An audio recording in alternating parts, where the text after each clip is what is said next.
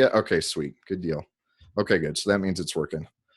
All right. So I want to let you guys know that by the end of this, what my goal is and what I am going to be able to do for you guys is I'm going to be able to change your relationship with style, especially if it's something that is frustrating for you guys. Because I know for me, throughout the years that I've cared, throughout the years that I've been involved with this, even though I've gotten good at it over the last decade, for the years before that, it sucked. And I was really frustrated by it. And it's not something that comes naturally to a lot of us. And unfortunately, it's also not something that most of our dads teach us. It's not something that you can really learn in a lot of contexts. And so I understand the frustration. And I can tell you that as we get through all this other stuff, your frustrations, you're going to feel so much better equipped to be able to tackle this, whether it's shopping or knowing how to actually put stuff together with what you have in your closet, or knowing what you should wear and what kind of an environment or anything else like that. My goal is tonight, and I can tell you guys that we're going to be able to accomplish that. We're going to be able to get your head wrapped around this so much better than you've been able to do before. So without further ado, let's jump into, I'm going to share my screen here. All right. How to improve your style without looking like you're trying too hard. Can you guys all see that? Yes? Okay. I'm going to get over here and make sure that I can see the chat. Perfect.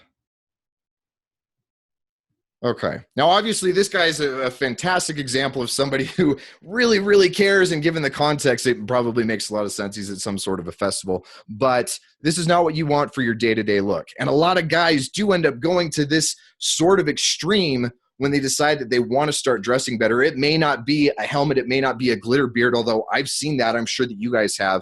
But a lot of us get to the point where we start out by going into costume. But before we go there, I want to go through the very first stage of where you may be on your style journey. Now, this is a picture of me about 10 years ago, probably 8 years ago. I think this is 2010.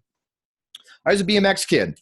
That was what I did. I played in punk bands and I rode a BMX bike. At this time, I was working at a bank and I would begrudgingly throw on a shirt and a tie. I didn't really care that much about how I looked, other than that I wanted to fit in with this group of guys, and I didn't want to look like I was a skater, or I didn't want to look like I was a jock or anything else. A lot of the kind of stupid arbitrary stuff that you care about when you were in high school or in that context. But for me, this was what my identity was, and so I dressed this way. But I didn't think about it too much. Now, why don't you guys, let me have you go ahead and tell me, how many of you are at this stage right now? So you recognize that your style is not something that you put a lot of thought or effort into, and you're kind of at these beginning stages of, yeah, maybe I should care about that. So if that's the way that it is for you, will you just type yes in that suggestion box for me? I want to see how many of you guys are like that are in the chat here, as opposed to guys who are kind of further along in the process. All right. Steven, yes. Steve, yes. Colton, yes. Okay. So I got a few guys who are in here like this. Okay. Yeah, that's a good reminder. I got a message from somebody. If you guys are at all hesitant about having your faces be shown, go ahead and just turn off your video. That's something that you can do just with your settings. Again, if you're on a desktop, you can do that down there at the bottom bar. If you're on a phone or a tablet, you can just swipe right or swipe left and get that so that you can maintain your anonymity. I know that this topic's totally radioactive and I'm going to get you guys in serious trouble. But again, I respect your privacy. And so if you don't want other people to see your faces or anything, feel free to just turn your video off. Okay, so I've got a few guys who are in this stage.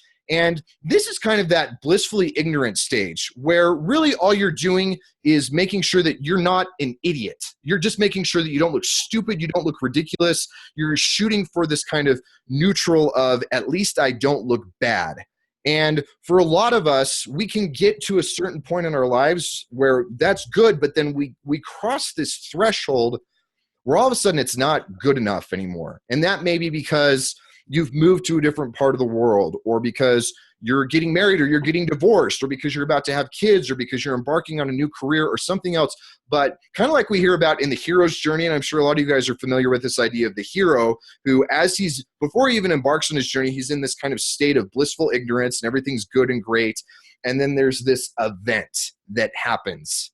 And as a result of that event, everything in his life is kind of thrown into turmoil. Then you can see this journey and this progression in every story that does well, whether that's in film or in books or even like historical stuff that does really well. We're attracted to people who go through this hero's journey. And part of what happens with that big event, that big catalyst of change, is that they realize that what they were, our hero, you guys as the heroes, you realize that what you've done is not enough. It was great for where you were in your life, but now there's a catalyst that you have to be able to, you have to become something better. You have to do something more. And as weird as it may sound, your appearance is part of that. And so it's something that you do need to be able to start to improve on. You need to start to make better. But the problem is that a lot of us, as we do that, we go from there into this next phase. Now, you may not do it exactly like I did. For me, I went the route of what I call the gentle dork, where it's the guys who decide that they're going to totally dress up. They're going to get super formal. Everything is going to be just, oh, I'm such a gentleman. And you may not take it to that level. You may go to the extreme of the guy who is always wearing bright colors, or it's the guy who, I don't care anymore because my life has gone to crap and so I'm just going to dress like a slob. It may be some other iteration, but at some point as you start to make those changes, you will go into this point where you start trying, and a lot of times what we do is we overcorrect. Okay, so tell me, how many of you guys are on this stage where you've recognized that you need to start to make the change, and you've either already overcorrect or you're starting to overcorrect, and you just can't quite seem to figure out how to get from where you know you don't want to be to where you actually do want to be? So if that's you guys, why don't you type yes in the chat box for me right now? I want to see how many of you guys are at that phase right now. Okay. Yes from Timothy, ish from Alex, yes from Esteban, yes from James, partly from Bill. Yes. Okay, good. So I got more of you guys who are in this stage than that other stage, which is awesome. Because what I found is that most of the guys who are in this kind of blissfully ignorant component, they're happy there. And it's not my job, and I'm largely incapable of being the catalyst that gets them to change. But you guys who are already here and are already starting to recognize that this is the problem, this is where I can start to help you out. Now, this was a photo of me that was taken just 2 years after this first one. So you have about 2010 into 2012. And so you go from blissful ignorance into this phase of, I'm trying, but I really suck at it. Or I'm trying, and I may not really suck, but I'm definitely not like really good at it either. And so the amount of effort that I'm putting into it is not worth what the actual benefits are that I'm getting back from it. Now, the way that this works for a lot of guys, especially if you don't have somebody else who's teaching you along the way, you don't have a mentor, you know, in the hero's journey, that mentor is huge, whether that's like Yoda or Dumbledore or anybody else that you can think of that kind of goes, that helps the hero along on his journey. If you don't have that person, you have to figure this out on your own. It can take years to get from this phase of I suck, even though I know what the problem is, to a phase of, okay, I'm good. I've got some competence. I'm able to adequately project myself. I've got a decent sense of, you know, in our case, style. This here was shot in 2016. So this was a good 6 years later. And I had mentors along the way, and it still sucked going through and trying to piece this together on my own. So what I want you guys to be able to do is be able to shortcut from the previous phase of here I am overcorrecting, not knowing what I'm doing, into a phase of not only competence, which is where this was. And honestly, the reason I say that this is competence is because my ability to dress well in this environment 2 years ago, I had that on lock because I worked for a custom suiting. Yeah, the big hair phase, right, Steve? That's exactly what that was. I worked in a custom suit company. I had to really dial in my appearance. But I'll be honest with you guys. 3 years ago, my casual clothing sucked. My gym clothing sucked. If I was not in this specific environment with this specific tribe, I still did not have my style dialed the way that I wanted it to be. And thankfully, as I've had to transition out of that particular tribe into something else, I've now been able to get to this point where I can, where I have not only just competence, but a level of mastery, because I can dress well in any environment, in any context, and be confident and comfortable and capable where I am.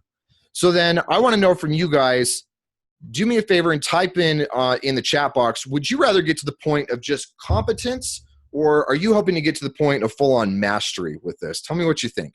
What are you interested in? Okay, mastery from Ashim. Awesome. Mastery from Mirage. Mastery from Drew. Oh, awesome. Good. Okay. You guys, you pull my chain. I mean, how many, honestly, I would like to know if it's just like, okay, competence first from Vito. That's a good one, because there's a good point of just like, I want to be good enough, but I want to be able to focus on other things.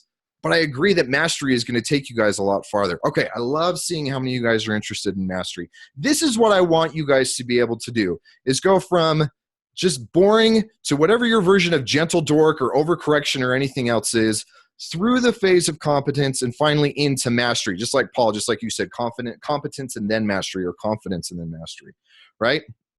Okay, so in order to be able to do that, we have to look at what the big problems are and the biggest things that we do as we're overcorrecting, or as we struggle to go from phase 2 into phase 3. And so I'm going to walk you guys through the 3 biggest ones. The first one, the very first one, is that most of us tend to think of style as just like a switch. I can turn it off or I can turn it on, okay? And not only that, but they think of it within this kind of false binary of, for example, if you dress up formally, then your style is good. And if you dress down casually, then your style is bad. I don't know how many of you guys spend time on online forums or on YouTube channels reading comments or anything else, but one of the most common things I've seen year after year as these guys try to go from this phase of sucking and in large part overcorrecting to this idea of competence. I just saw one today, actually. It was a guy who was in chinos and a button-up shirt and a tie and a jacket and a sport coat.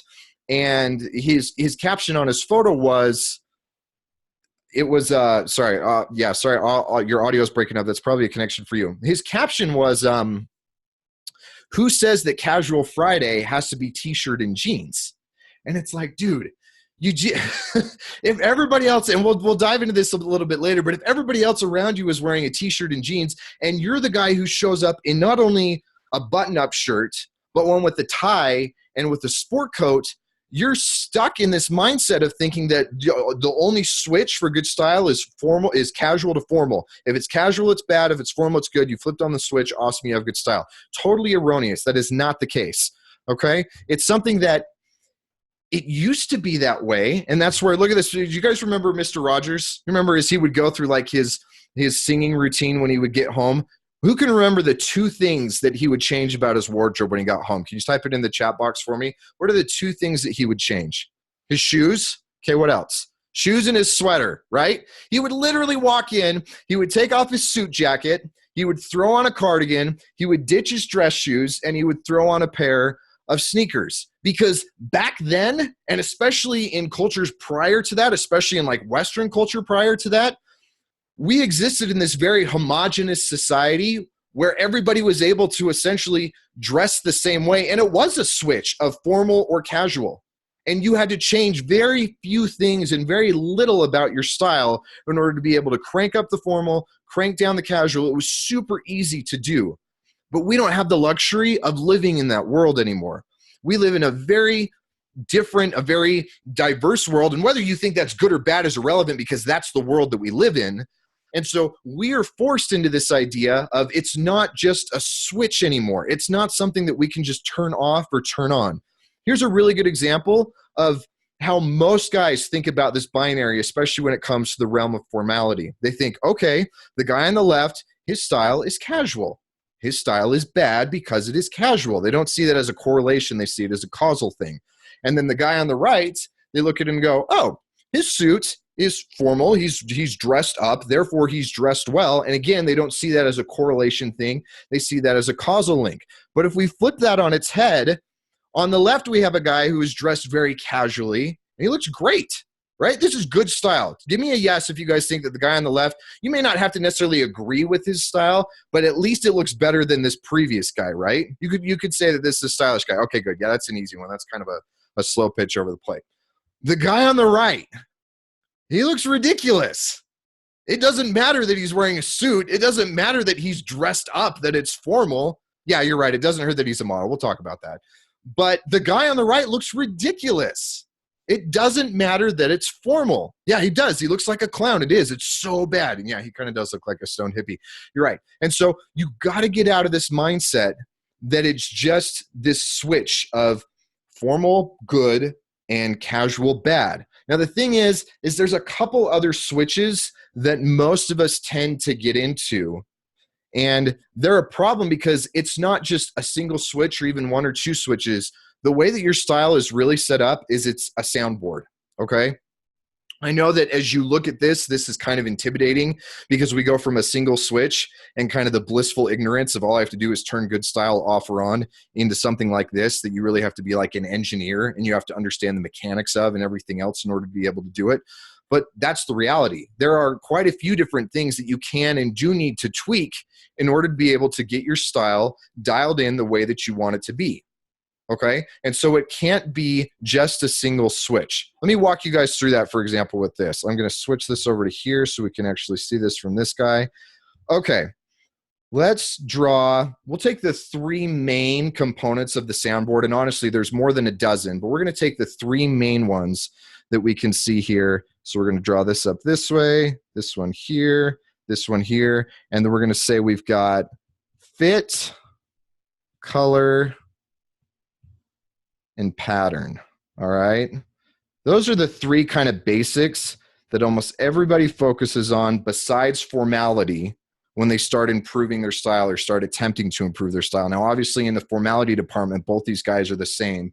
And so the three things that we're going to need to tweak for them are going to be their fit, their color, and their pattern. So let's draw where these should be for all three of these guys.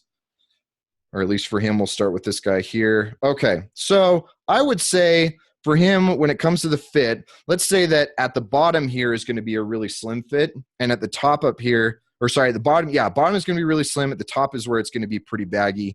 So I would put him probably about right there, up towards the top. You guys agree with that?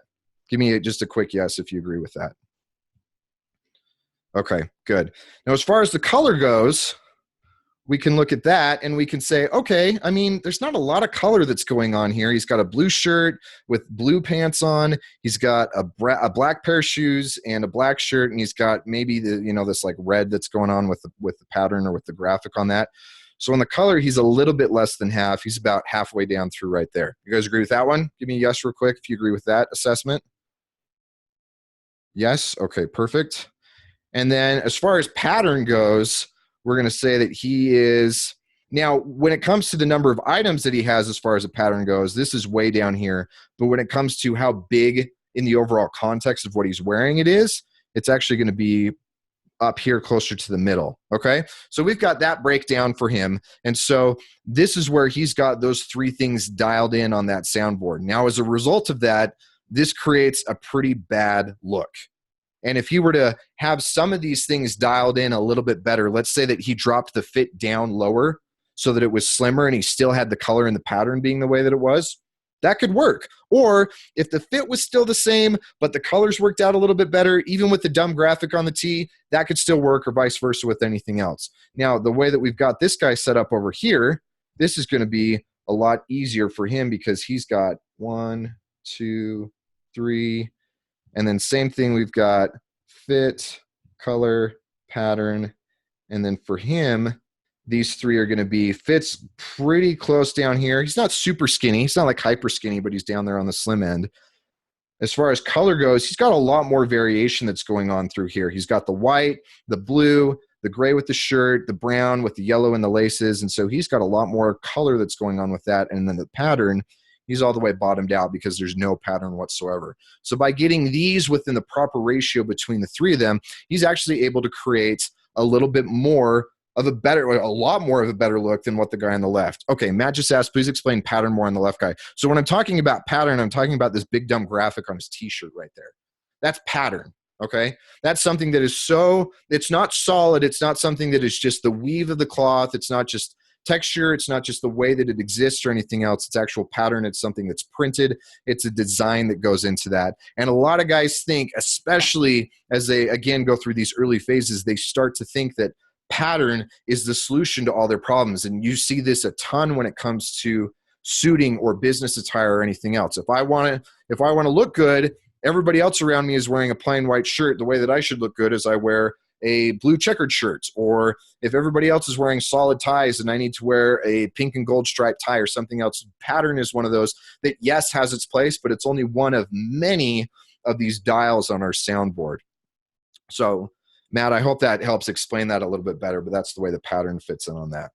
Okay, so let's go back to this guy here. We've been looking at these guys. So the first thing, again, that you guys need to be able to understand is that fit or style, it's not just a switch. You can't just turn it off and turn it on. You have to be able to recognize that there are many things that go into it. There are many things that you need to be able to tweak, and formality is one, pattern is one, color is one, fit is one. But again, there are a ton more that you need to be able to dial in and understand how they work in order to be able to make your style work for you.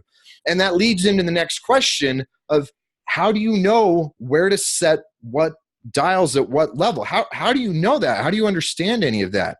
And the answer to that question is actually the same as what the second problem is. And that's the idea that context is king. And we see the same thing again going back to the gentle dorks, or going back to the guys who are streetwear all the time everywhere, or athleisure all the time everywhere, or anything else. They don't understand that the context of the environment is the thing that is the most important when it comes to good style. You can take a look at this guy here. He's in a tuxedo on the beach. That doesn't make any sense, right? The context is totally inappropriate. Unless we understand that he's actually there for photo shoots so that they can take a photo about context being bigger and a better deal, and then all of a sudden it is context appropriate in a meta way. You have to be able to understand what the context is within your own life.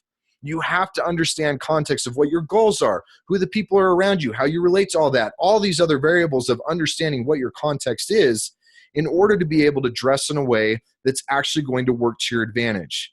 And so that's what's going to help you determine how you need to set the different dials on your soundboard. Let me tell you about one of my clients named Dustin, who is a perfect example of this concept of context being king. He's in a small town up in Alberta, Canada, and by small, I mean really small, and especially a super rural town. And he runs an oil company that he's run his own business for years. And so he has these very conflicting contexts of, he works in a very blue-collar environment in a small town, but he's in kind of a white-collar position within the company, and he also is traveling to different parts of the country, working with different men within that same industry who are at his same level. And so he has to be able to dress in these different kind of contexts. So when he first came to me and we first started working together, he really struggled with this, because if he dressed too blue-collar, then one, he looked like he was trying too hard to fit in with the blue-collar guys and be a cowboy and be a rancher and all that, when he's not. And so they could very quickly call him out as a poser, as a try-hard, or anything else. But if he didn't try to do it, then he was an uptight douchebag who didn't fit in with the rest of the town. And then same thing with the corporate execs. If he looked too dressed up, or if he was too flashy, then he looked too much like he was from New York, or he was in banking or anything else. Whereas if he got it right, then he could actually communicate that he was in context with these guys. And so what Dustin and I did as we worked together throughout a duration was come up with a really good set of outfits, a good way for him to understand the context of what it is that he's trying to do, so that his suiting over here on the left could be appropriately formal without being too over the top, too crazy, too attention getting, and that his casual stuff on the right still very much fit within this blue collar environment. He's got on work boots, he's got on dark jeans, he's got on a chore coat and a denim shirt, but he doesn't look like he's trying to be a cowboy. He doesn't look like he's trying to make everybody forget that he's the boss and that he works in that white collar environment. So he was able to, as we worked together, be able to get the context right, so that as he tweaked with every single one of those dials on his board, he was able to get the answers for himself the way that he wanted to. Okay, so here's where I want to get some participation from you guys. We're going to label the guy on the left over here in the floral shirt is number 1. We're going to label the guy in the chambray shirt in the center here is number 2. And we're going to label the guy over here in this other shirt is in the field jacket is number 3. So I want you guys just in the chat real quick to tell me which of these styles you like the best. Now, ignore the guys. I know that body language and posture and grooming and your build and all that kind of stuff definitely matters as far as whether or not you like the look. Good, you guys get it. Okay. So I love Michael, the guy on the left. That's awesome. Okay, so let me go through these real quick, especially because you guys are bringing them in so quick. So we've got 2, 2, 3, 2, 3, 2, 2, 2. A lot of twos. Middle 3, 3. Okay, 2, 3, 1, 3, 2, 2, 1. Okay, cool. All right. Here's where I need 3 brave souls. I want you guys, somebody from each one of the camps. So let's start with the guy for number 1. If you like number 1 the best, I want you to raise your hand. That's a little option that's down there on the bottom bar, or again, if you're on a phone or a tablet, you can swipe right. I want you to raise your hand for me, and then I'm going to bring you up so that we can hear your audio. And I just want you to tell me quickly why you think that his style is the best out of all these guys. So if you think number 1 is the best, go ahead and raise your hand for me. Okay, let's get Tash on here. Hold on. Hold on, Tash. Where are you?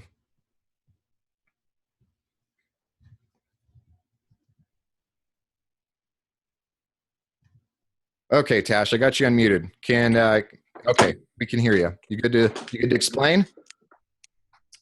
All right. So me personally, I took your little quiz about what archetype I was, and you said the rake.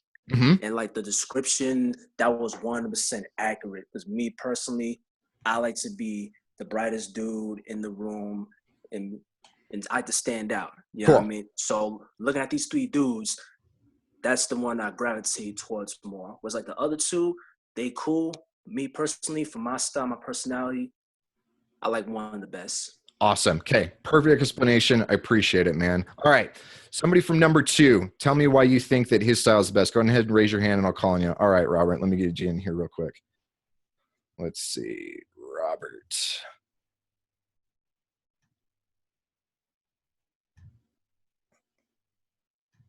There you go. Okay.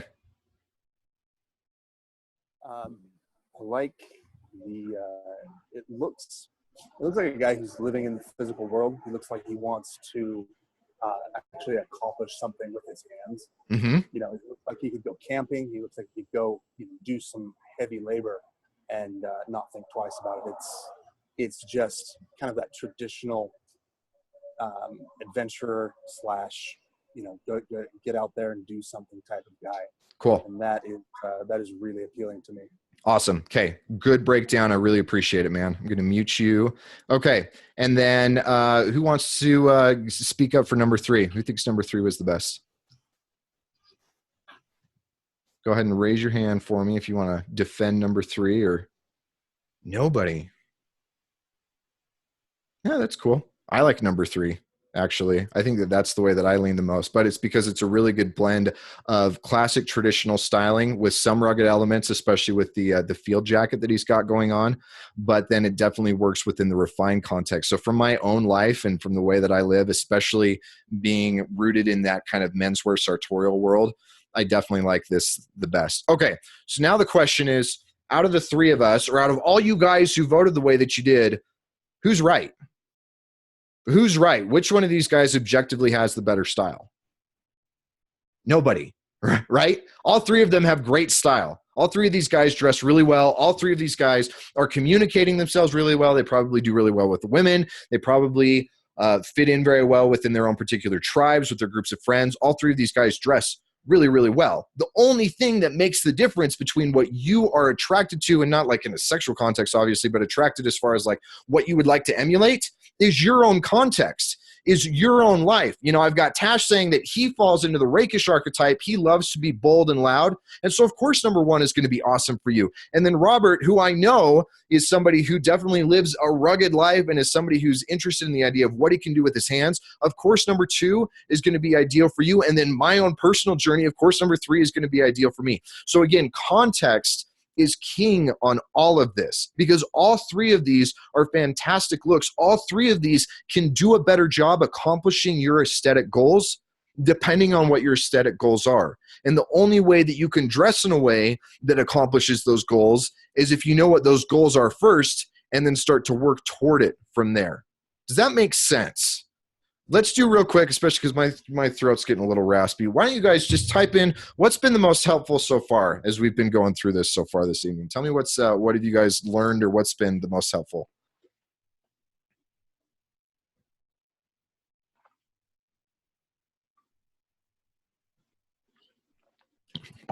Okay, soundboard versus a switch.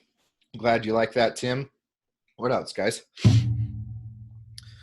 Fit, pattern, and color. I like that one too. Yep. Especially because, man, you get started with those three, and then when you can dial in even more of these other things, you do so much better. Okay, context is king. Awesome. Yeah, context. Yeah, that's a big one. That honestly is such a huge switch to be able to understand that context really does rule everything, because every single one of those things, fit, color, pattern, texture, anything else that's dial on that board, context is going to determine where you want to set each one of those dials. All right, so let's go through mistake number 3, or the biggest problem that other guys make. And this is the assumption that the most drastic change is the biggest change. And it's really the opposite. You don't necessarily want to have a huge drastic change. Style is kind of the exact opposite of like bodybuilding or getting in good shape. I mean, again, just give me a quick yes. This is a quick softball, but how many of you guys are kind of a little bit addicted to like fitness before and after pictures? I follow a few fitness guys on Instagram. I'm friends with some of these guys, and I love seeing the pictures that they post of the guys who drop like 100 pounds. It's awesome. I love seeing those kind of big, fantastic transformations, because you can see that these guys are killing it. They've worked hard. It makes me feel like, okay, I can actually make the kind of progress. I don't have to make that big of a change or anything else. It's really cool to be able to see that. Now, one of the things that I get asked a lot is, Tanner, why don't you post more before and after photos with your clients? And one of the big reasons for that is because I've found throughout the years as I've been doing this, that the clients who have these big drastic changes, that do the complete U-turns, the complete 180-degree changes, those are the clients, those are the guys who their style doesn't actually stick. It doesn't work. I'll give you an example of that. But first, let me show you one who did do it the right way. This is another one of my clients. His name is Sid. He's over here on the left with these attractive girls kind of hanging on him. He was actually one of my first clients as I started doing my new coaching program. And I loved working with him because he came into this already with a pretty good understanding of the fact that he wanted to fit in with this kind of menswear-based, sartorial, refined archetype. And he had started to try to do that, but he did it in a way where a lot of guys, and again, that's what I did. Like, he had bought his suits from H&M or from Express, and he didn't necessarily know what the fit should be or what kind of material he should be using or how it should work in different weather or what he should be wearing when he goes out to different stuff.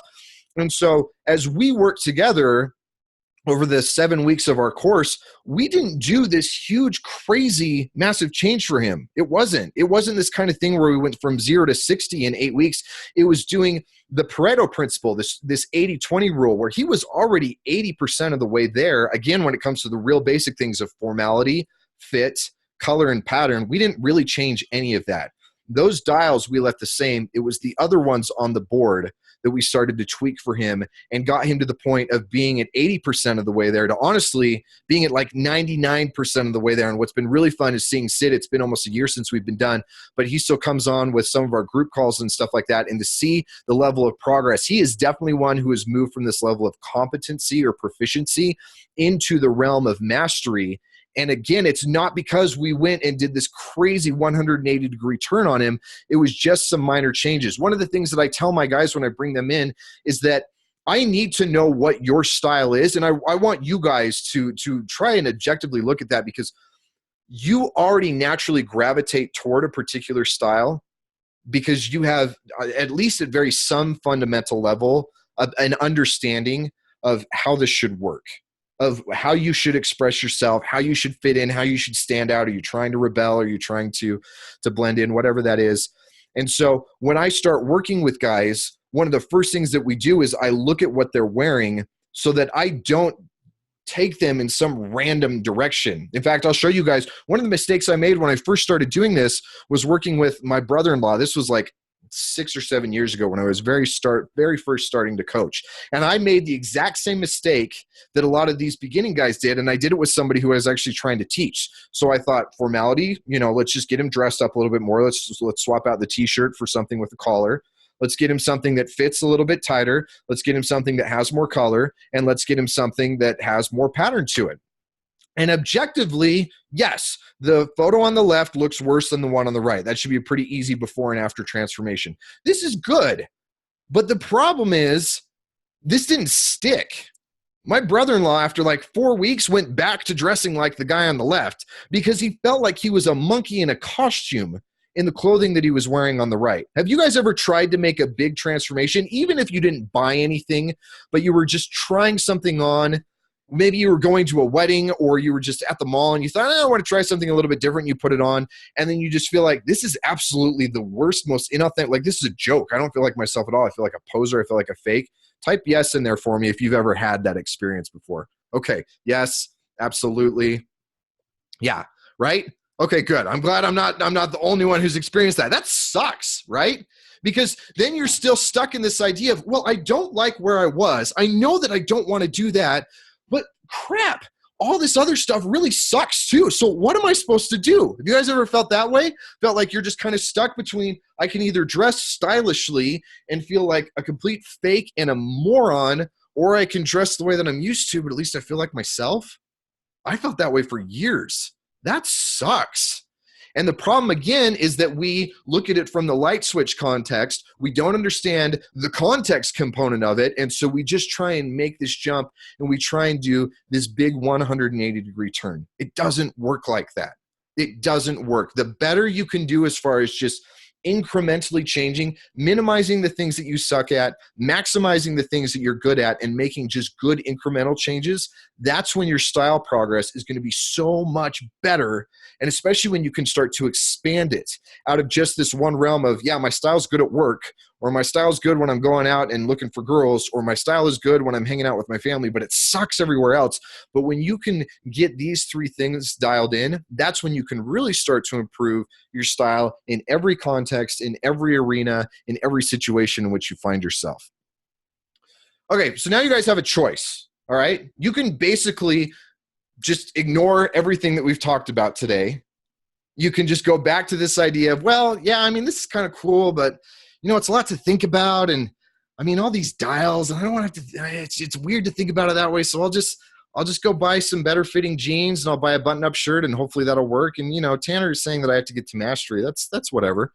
And fine, if that's the route you want to take, then obviously you're welcome to take that route. Or you have the option of being able to really take this to the next level. And what's so awesome is when you can take this to the next level, eventually you can get to the point where you're kind of on autopilot and you can still reap all the rewards of having your style dialed in and the rewards of continuing to improve it without having to put a ton of mental energy or thought or concern or even money into it. So you're freed up to focus on other things that you're trying to improve on in your life or trying to optimize in your life while still reaping all the benefits of the way that it goes. Okay, so if you think that I'm, you know, if you're just like, whatever, I'm just happy to go back to the way it was, I'm happy to kind of stick with things, I want you to type left for me. Or if you're really ready to like start to ramp things up and you're like, you know what, I'm going to get this dialed. I want to kind of take things to the next level. These are really good points. I want to start putting these into practice. I want you to type right in the chat for me. So let me see what you guys got. Okay. Right. Yes. Right. Stephen, right. James, right. Michael, right. Okay. I'm surprised I didn't get a left. Good. Oh, I got a left from Bill. Bill, get out. Oh, okay. You're just kidding. Okay. I love it. Good. All right. Well, let me tell you guys a little bit more about how I can help you do that as you start to make this happen. Okay. Are you guys cool if I tell you about how I do this with my clients? And I want to let you guys in behind the scenes so that you can see how I do this with these guys. So just give me a yes if you're okay with me walking you through this, and we can talk about an opportunity to be able to. I love that your 10-year-old son's in. That's awesome. And then we can talk about whether or not we'll be a good fit for each other if we do this going forward. Okay. Awesome. So the very first thing I do with my clients, the very first thing that I would love to be able to do with you guys is we start off with a roadmap. Okay. We have to know where it is that we're trying to get, and we have to know what the potential obstacles are as we go through this. So with my coaching, what I do is it's a 7-week program. And the very first thing that we do is a closet evaluation. Now, I talked about this a little bit as we were talking about the idea of the 180-degree change. But the very first thing that I do with you guys is I walk you through and we look at everything that you have in your wardrobe. Now, from a pure aesthetic and fit perspective, it's really easy because what it does is it allows me to tell you what's awesome, it's worth keeping, please continue to wear that. what's pretty good, but it needs to be tailored, and here's how I recommend you get it altered. And then the other stuff where it's like, yeah, I'm sorry, that sucks. If it's got sentimental value, you're welcome to like hold on to it, but box it up and put it away. But don't wear that again. It looks awful, right? And so the big benefit of starting off with that is we know what the holes in your wardrobe are. But then the other big benefit for that is, like we talked about a little bit earlier, I get an idea of what your natural inclinations toward your style are, so that as we work together going forward, we don't make huge, crazy, inauthentic, I'm now wearing a costume type changes, but we actually start to, again, minimize the bad, maximize the good, and start to make some progress in a way that's really going to benefit you. So you come out not only looking better, but feeling better, performing better, acting better. Everything about your life can improve as a result of going through that.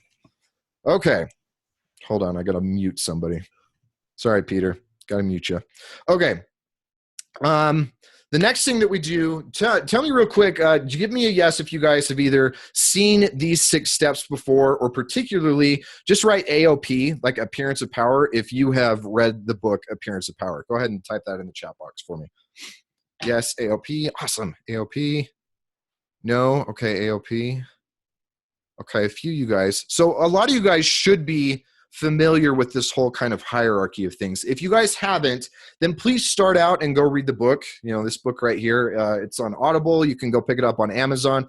What I do within the book, especially when I transition out of why appearance matters into how to actually start improving the way that you look, is I walk you guys through these 6 basic steps, because they do exist in this hierarchy. Now, what I can't do in the book is I can't actually teach you how to apply them, because again, context is king. And I don't know the context of the 2,000 guys who've already bought the book and read it. I don't. There's no way for me to be able to do that. I can do that with you if we end up working together. And so, like I said, that 7-week program, we start off by going through the closet evaluation, and the remaining 6 weeks, what we end up doing is we go through each one of these steps. So we start off, we take a look at your body. We go through and I will put together a style profile for you guys, and I'll be able to tell you everything that looks good on you as far as from a color perspective, what looks good from a contrast perspective, what patterns you should be wearing or what you should be avoiding, what kind of sunglasses you should be wearing or avoiding based on your face shape, even like the spread of your collar, all these other little variables. It's all this basic stuff. Even if you have something that's like disproportionate about your body, like I've got stupid long gorilla arms, like they hang down way too low on me. And so in order for me to not look disproportionate, I have to have my jackets cut in a certain way in order to be able to create that balance. I can teach you guys, and I do teach you guys, how to be able to balance all that stuff out. So hugely important. What's so cool is that I do this in a way that's different.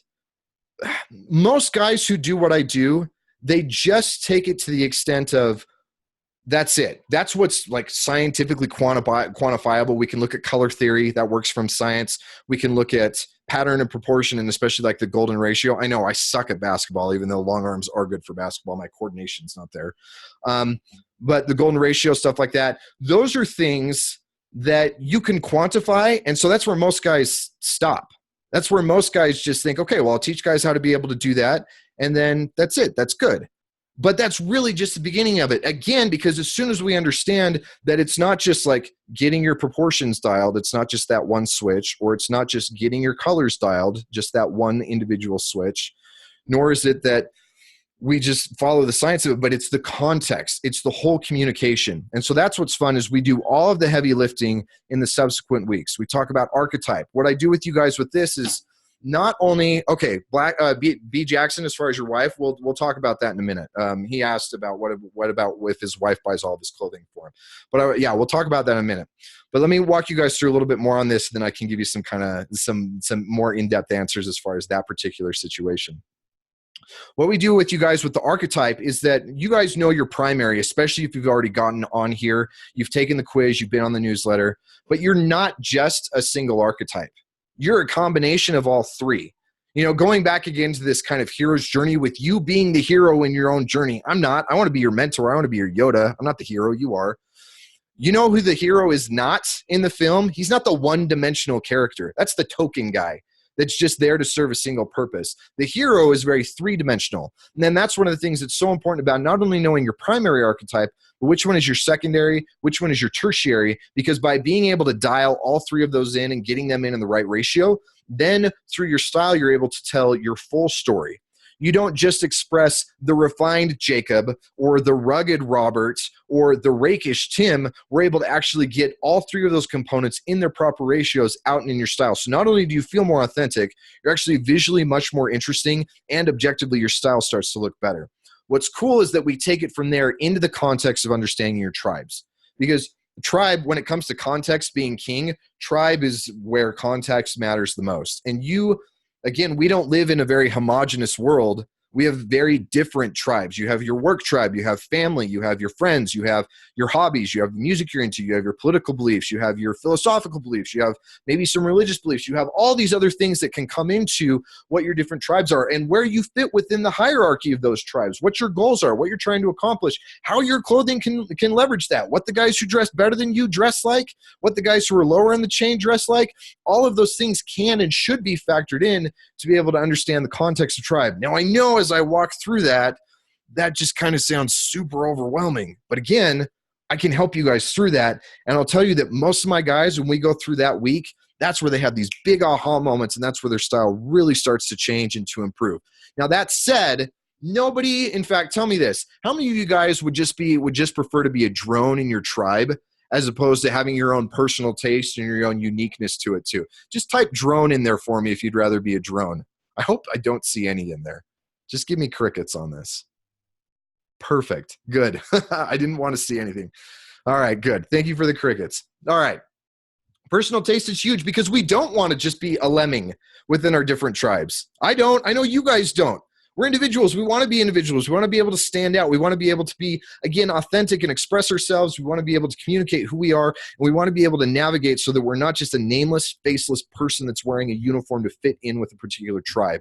And so I'll teach you guys how to balance out tribe with this component of personal taste. That's where we can maybe omit some things that you have in your tribe, or maybe pull in something that you like that doesn't have anything to do with the tribe at all, but it doesn't have any conflict. Or there's so many different ways that we can do that, but create this component of personal taste that really kind of puts this all together. Now, the last two are where we really start to put the icing on the cake. The heavy lifting is done with archetype, tribe, and taste, but that second to last component of location, I'll teach you guys a formula to be able to understand how to dress well wherever it is, whatever it is that you're doing, whether you're at the gym, you're going to the opera, you're traveling to Iceland, or you're traveling to the tropics, it doesn't matter, because in order for you to really get to that level of not just competence, but mastery, and to really start to reap the huge benefits of being well-dressed, you want to be well-dressed all the time. Think about, like, if you were to watch a Bond film, okay, just any of them, and he's always impeccably dressed, but let's say that all of a sudden you're watching a film and he goes to let's say that he ends up going on like a ski trip, okay? So he's killing it when he's in England. He's killing it when he's in the desert. He's killing it when he's in the jungle.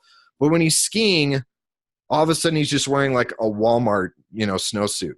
It kills the whole persona of Bond, right? It doesn't, all of a sudden, everything that you think about this man who is the most interesting man in the world, he's super in control, he's dominant, he's a man's man, all of a sudden it's just like, you're an idiot. Like, what are you doing, dude? And unfortunately, we as men, we don't have the luxury of being able to let our guard down really in any context, especially, again, look at your different tribes. If you guys think you can let your guard down with your family, whether that's like you're younger and it's with your parents or your siblings, or you're older and you're married and you have kids or anything, you can't. We don't have that luxury. It's our responsibility as men to always be the ones who are providing good examples and setting the tone for what it is that we expect our families to do. And so location is huge. And then that final piece of the puzzle is effort. Because what I don't want you guys to do, I know that as we go through this, you can kind of look like that's an overwhelming amount of effort that has to go into this. And you know what? You're right. As you learn how to do all this, there's a lot of effort that goes into it. But once you start to come out the tail end of it, you don't have to work that hard. It's kind of like, as you're going on a cut or you're trying to build and you have to spend all this time at the gym and you really have to dial in your macros and your nutrition has to be perfect. But then when you get to a level of maintenance, you can give yourself a little bit more leeway. You don't have to necessarily try and hit PRs all the time. You don't have to be totally dialed into the gram on what you're eating. You can give yourself some leeway because you've put in all the effort and now you get to coast a little bit. You don't get to just totally go to crap, and that's the same thing with your style.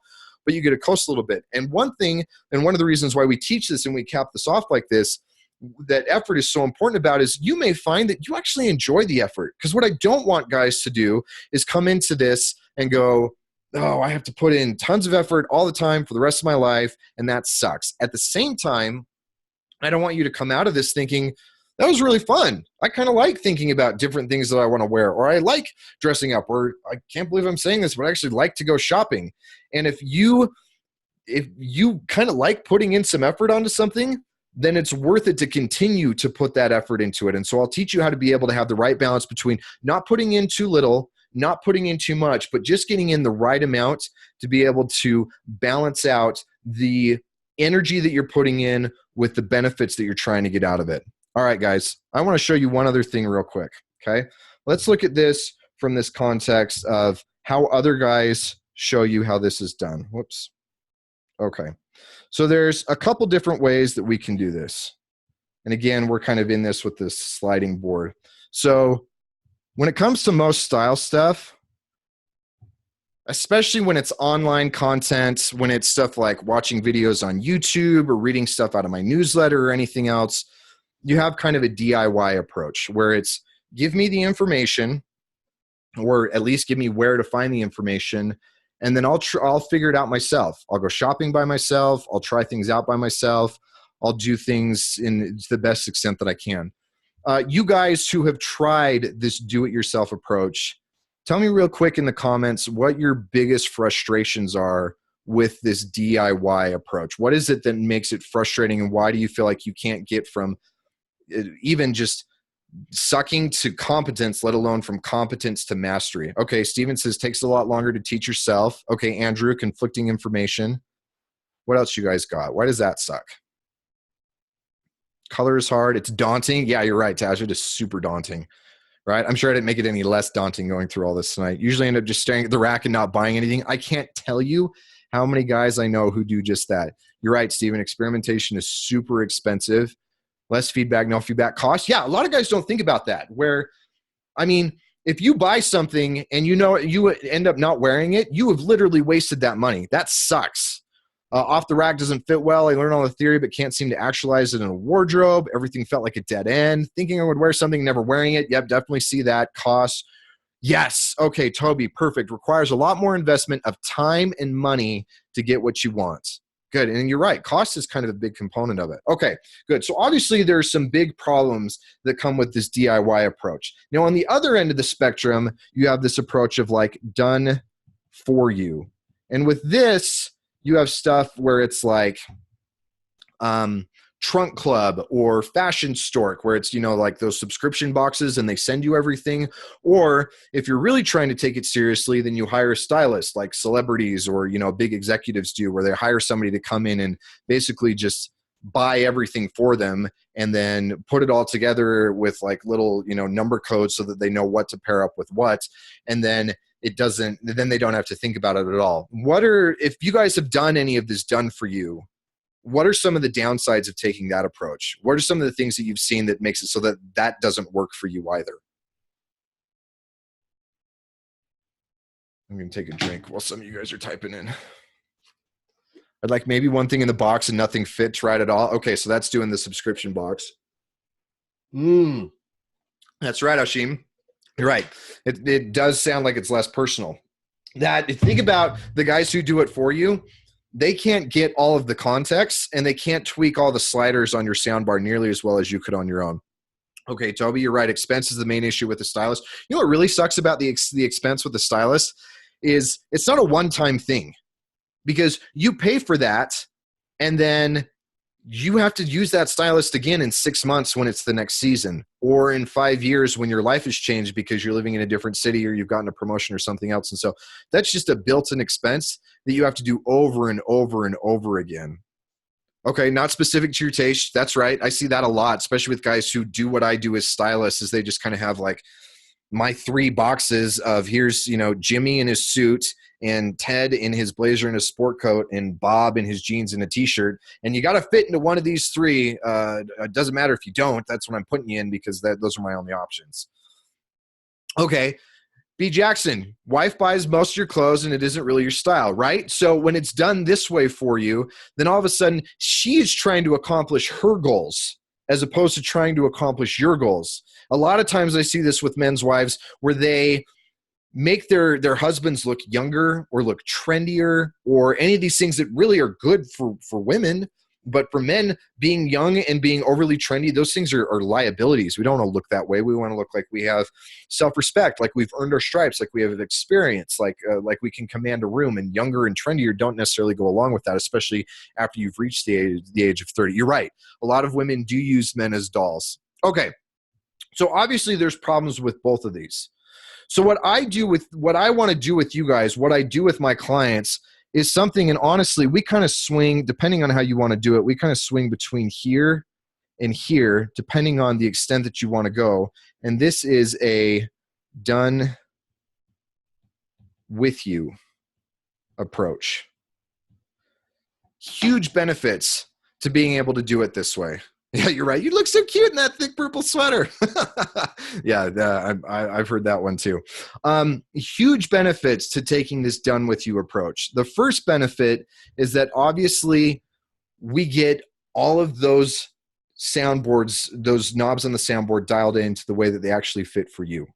Because we work together to be able to understand the context of what it is that you need in order to be able to get all of those dials in the right place. So that's a huge benefit of it right there. We save money, we save time. Not only that, but this becomes a skill set for you on your own. This becomes something that, and my clients, I have a couple clients who are on the call right here, right now, and they can tell you that they don't need me very much. They still have access to me if they want to, but most of these guys, they don't need me very much anymore because they now have not only the skill sets, but they have the mental understanding of what the whole program looks like, how to make the system work for them so that they can do this on their own, right? And so a done with you approach is something where you get the best of both worlds, but you minimize a lot of the risks or a lot of the downsides of taking either one of these worlds on its own.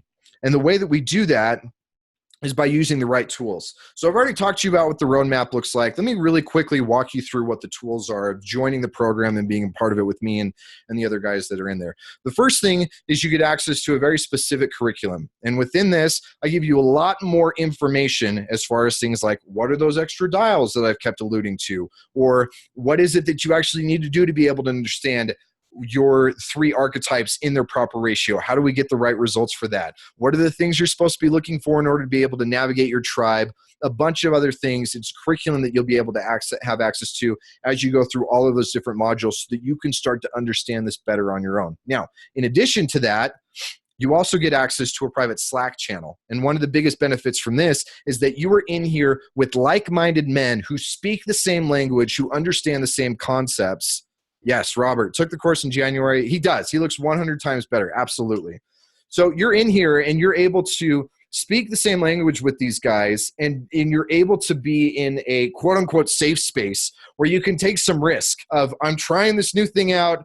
I don't know if it's going to work. I'm certainly not wearing this to work all day because I'm going to look like an idiot. But you could try it out here. You could snap a photo, send it in to me and the guys, and I'll be able to say, it's like, yeah, I wouldn't do that. Or it's like, no, dude, you're killing it with that. Please continue to wear that. Anybody else who disagrees, they're just a little bit jealous. So you get this private community. And one of the other big benefits of being in here is a lot of guys, they end up getting what I'm still trying to come up with the term for it, but it's basically like style dysmorphia. In fact, I was talking about this with the guys on one of our calls last night, because just like you get body dysmorphia, where whether it's like anorexic and bulimic women who think that they're still fat, or it's like bodybuilder guys who, oh, my calves are too small, or something that you just don't really recognize how you look to other people. A lot of us deal with that when it comes to our style. We can't see the forest for the trees. And so by not only seeing the progress that other guys make, but also seeing the roadblocks that they're bumping into, the things that they're struggling with, and then they're being able to give you feedback on what you're going through and what your experience, it eliminates so much of that style dysmorphia. It gives you more momentum to be able to keep going, and you can really start to see some big changes. Okay, in addition to that, we do weekly video and Q&A calls so that we're not just chatting. It's not something that's just done kind of as we can get to Slack or anything else. But once a week on Wednesdays, we do a live Q&A call where you can come in, you can ask anything you want. You can keep it specific to maybe the curriculum and what you've covered that week, or you can go in and you can be able to ask deeper questions. One of the things that I do with my clients is this never runs out. This doesn't expire. I know a lot of guys would charge for this to be a mastermind where it's like you go through the initial course and then it's another, $200 or $67 or something else to continue to remain in here and be able to get access to the calls. I don't do that with my guys. And again, especially because the guys who go through this really well, they don't need me all that often. And so they come in and they just want to touch up, or they just want to help teach the other guys and kind of help lift them too. But this is something that you get permanent access to. We do a group Q&A every single week. Now, in addition to that, because a lot of times you don't get all the time that you need, we do a one-on-one Q&A as well. We do it through every single one of those 7 modules, and that takes as much time as it needs to cover what it is that we're doing. I don't limit that to 30 minutes or anything else. I certainly won't let it go to like 4 hours unless, we're both saddled up and we need to do that. But I walk you through each one of these modules and we come up with a game plan together. This is my client, Francisco. This was a follow-up call after he had spent 3 days in the States. He's based out of Mexico, but he flew up to the States. He spent 3 days in LA. And so we spent a good, what is that listed at? An hour and 10 minutes just going through all of his purchases and either my confirming the decisions that he'd made or talking about this was a good purchase, but here's how we need to tailor it, or why, okay, you bought this, how do you wear it with that? It was basically reassuring him on what he did do with all of these decisions so that he not only made the good buying decisions, but he now knows what to do going forward with how to wear them. So huge benefit to you guys who need that extra more kind of this done for you, where you need a little bit more help. You want some one-on-one from me to work with you to be able to go through this. And then the last thing is, in addition to that, what I do is I give you guys my cell number. If you join the program and you want to be coached by me one-on-one, I give you my cell. And the reason that I do that is because I make myself available to my clients, which means that if you're in a dressing room and you can't decide between a medium and a large shirt, snap a photo of both, send me a picture, and I'll tell you which one looks better. Or if you can't decide between a dark wash and a light wash jean, I'll tell you. Or if you're getting ready for a big date or a big meeting with investors or something else and you can't quite decide what to wear, I can be there and I can walk you guys through making those kinds of decisions. So again, I make myself available to my clients so that I can be there to help you as you go through all this. So if you guys are interested in joining me and being part of this, I would love to talk to you. I'm not saying that you even need to commit to this right now, especially because there are a bunch of different levels to be able to go through this. But if this is something that you feel like you are ready to do and ready to take to the next level, what I want you to do is I want you to go to this URL. In fact, I'm going to pop it in the chat right here for you too. So you can just click on that hyperlink. Oh, hold on. I got to get out of private and do it to everyone. Go click on this, and what it'll do is it will allow you to schedule a time for just a 20-minute phone call with me. And it's not like with a sales guy or somebody else, it's with me. And what we'll do within that time frame is I want you to tell me more about what your needs are, what your struggles are, what it is that you've tried to do with this in order to make it work for you. And then we can decide if you're a good fit for the program, and then also at what level you should be coming in order to be able to get the most benefit out of it. Is it just access to the curriculum because you're more of a DIY guy and you want to be left alone? Awesome. Is it up at a full level where you want me to fly out to where you live and come out and go shopping with you? I have clients who've done that. I absolutely love getting to do that. We can talk about doing that too. Anything in between there. So real quick before I open this up to Q&A, how many of you guys would like to, how many of you guys think that this sounds interesting to you? How many of you guys think that this could help you finally get over that hump of sucking at your style, or maybe not sucking, but not getting to the level where you want to be? Just give me one more quick yes in the chat box in there. Super interesting. Yes. Yes. Yeah. Yes. Sounds interesting. Interested. Awesome. Good. Okay. So here's what I want you guys to do. Go click on that. Yes, Robert. In fact, I may bring on Robert in here real quick. We'll have to see if he wants to do it, to just kind of tell you guys about what his experience was. Yes, Toby, it does work for international guys. I've had clients in England, in Mexico City. I've had guys who are over in Asia. So yes, absolutely works with international guys. Okay, so here's what we're going to do. I've got some more time still. So let's open it up, and I want to answer your guys' questions. What can I answer for you guys, whether it's about this, about what the coaching program looks like, or about those 3 steps or those 4 phases? Go ahead and just start typing in some questions for me, and we can talk about it. Okay, Steve, I have a question about hair, eye, skin color contrast. I'm low contrast, white hair, blonde beard, pale eyes. Okay. Steve, finish your question.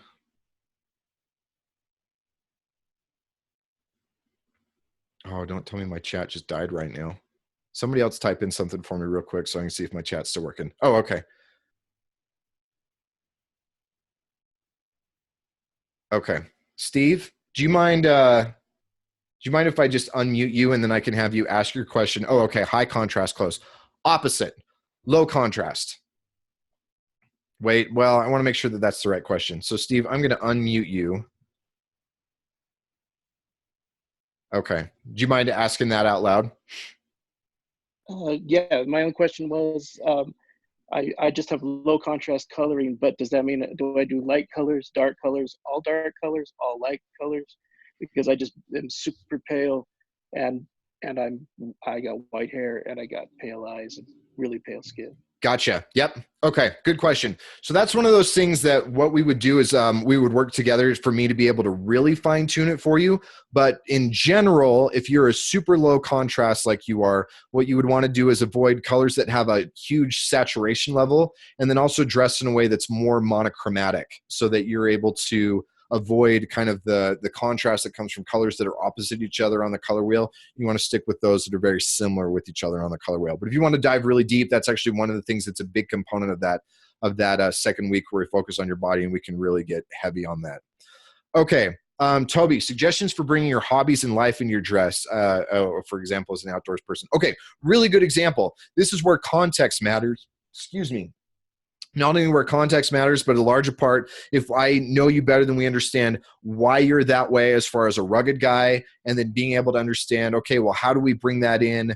Basically, what do we tweak with on the board in order to be able to make it work? Because if you work in a white collar environment, but you're an outdoor guy, and you still need to dress in things that are appropriate on kind of that formality scale, then what we need to do is tweak something else. So maybe that's the texture, maybe that's the brand, maybe that's something else that's on here in order to be able to start to get that dialed in for you, where you're still bringing in those hobbies, you're still dressing with that part of you in mind, but you're still appropriate within the context of the tribe and what's expected of you within that environment as well.